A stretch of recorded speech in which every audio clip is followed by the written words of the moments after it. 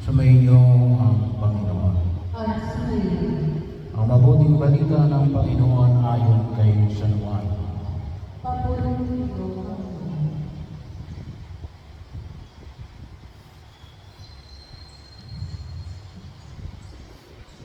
Nang mahugasan na ni Jesus sa mga paa ng kanyang mga alagad, sinabi niya sa kanila, "Sinasabi ko sa inyo, ang alipin ay hindi dakila kaysa kanyang Panginoon.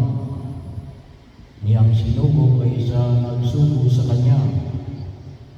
Kung maunawaan ninyo ang mga bagay na ito at inyong gagawin, mapapalad kayo.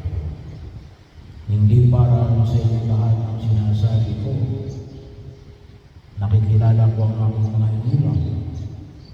Ngunit dapat matupad ang nasasabi sa kasulatan. Ako'y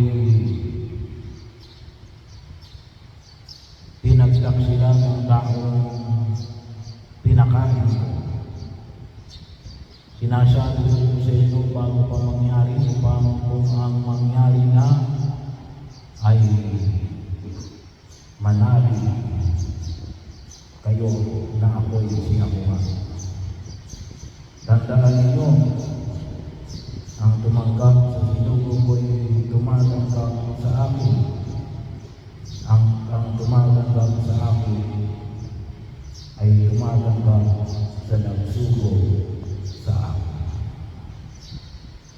Ang mabuting balita ng Panginoon.